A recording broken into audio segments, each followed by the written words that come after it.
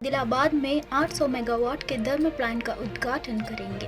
केंद्रीय मंत्री किशन रेड्डी ने रविवार को कहा कि प्रधानमंत्री आदिलाबाद दौरे के दौरान 6000 करोड़ रुपए से बने 800 मेगावाट के एनटीपीसी थर्मल पावर प्लांट का इनॉग्रेशन करेंगे। किशन रेड्डी ने कहा कि पीएम मोदी ने पिछले साल अक्टूबर में अपनी निजामाबाद यात्रा के दौरान 800 मेगावाट के थर्मल पावर प्लांट का उद्घाटन किया था। नए थर्मल पावर प्लांट का उद्घाटन के साथ थर्मल पावर प्लांट की कुल क्षमता 16,000 मेगावाट हो जाएगी। 3 दिन में 5 राज्यों में जाएंगे पीएम मोदी। 4 लेकर 5 और 6 राज्यों में कुल 5 राज्यों का दौरा करेंगे। तेलंगाना, तमिलनाडु और उड़ीसा के बाद 6 मार्च को वे पश्चिम बंगाल जाएंगे। मोदी कोलकाता में सुबह करीब 10:15 में 15,400 करोड़ रुपए के कई प्रोजेक्ट्स का उद्घाटन और शिलान्यास करेंगे। कोलकाता के बाद प्रधानमंत्री उसी दिन बिहार में पश्चिम चंपारण जिले के बेतिया जाएंगे। बेतिया में दोपहर करीब 3:30 बजे मोदी 12,800 करोड़ रुपए के कई डेवलपमेंट प्रोजेक्ट्स का उद्घाटन, लोकार्पण और शिलान्यास करेंगे। सांसदों और विधायकों को वोट के बदले रिश्वत लेने के मामले में मुकदमे से मिली राहत छीन सकती है।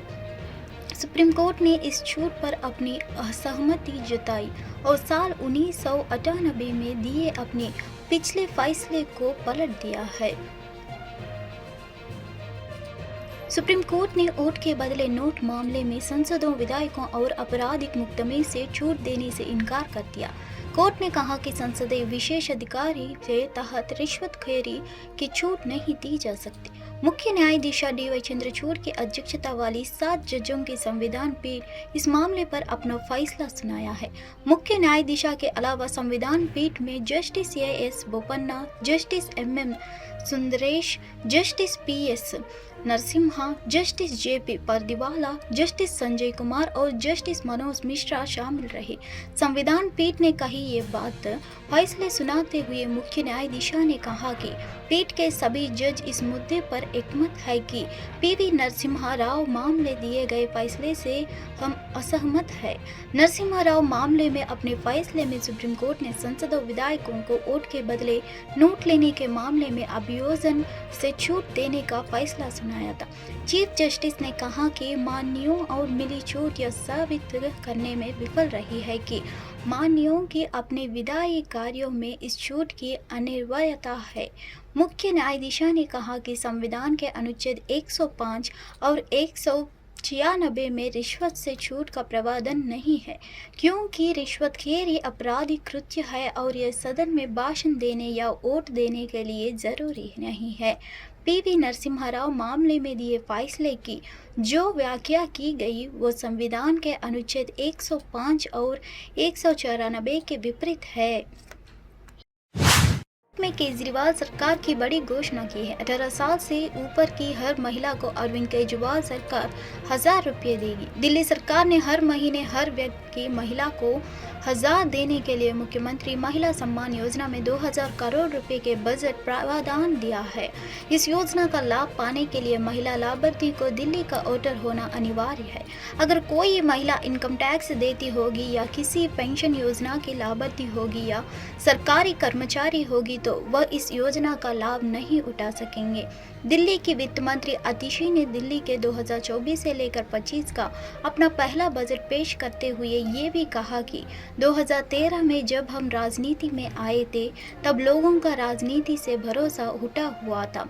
लोग वोट तो डालते थे लेकिन लगता था वोट से क्या होगा, घर कैसे चलेगा, इलाज कैसे होगा, बच्चे पढ़ाने में संघर्ष करना पड़ता था। इन सब के चलते लोगों का सरकार से नहीं वोट से भी भरोसा उठ गया था। ऐसे में दिल्ली के लोगों के लिए अरविंद केजरीवाल उम्मीद की किरण बनकर आए हैं। दिल्ली के लोगों ने उनकी सच्चाई और ईमानदारी पर भरोसा किया और भारी बहुमत से अपना मुख्यमंत्री बनाया। हमने दिल्ली में रामराज्य के सपने को साकार करने का संकल्प लिया है। रामराज्य के सपने को साकार करने के लिए पिछले 9 साल से दिन रात लगे हुए हैं। रामराज के लिए हमको लंबी दूरी तय करनी है। पिछले 10 साल में दिल्ली के आम लोगों की ज़िंदगी में आमूल-चूल परिवर्तन आया है। पिछले 10 साल का सफ़र लोगों के लिए बदलाव का सफ़र रहा है। जब हम दिल्ली के लोगों को बीच में जाते हैं तो हमको अपना रिपोर्ट कार्ड रोज़ाना मिलता है। आज मैं सदन के सामने पिछले 10 साल में राम राज्य के प्रति दिल्ली के बढ़ते कदमों का रिपोर्ट कार्ड पेश करूंगी। सपा के Kuljeet Singh Sandhu senior deputy mayor बने, उन्हें कुल 19 वोट मिले हैं। वहीं कांग्रेस और आप गठबंधन के गुरप्रीत सिंह गाबी को 16 वोट पड़े हैं। शिरोमणि अकाली दल के पार्षद हरदीप सिंह ने बसपा को वोट किया है। कांग्रेस और आप ने बसपा को कहा कि चुनाव ऐसे होता है, पिछला चुनाव सभी ने देखा था, इस बात पर जमकर हंगामा हुआ। हरियाणा हाईकोर्ट के निर्देश पर सीनियर डिप्टी मेयर और डिप्टी मेयर का चुनाव हो रहा है।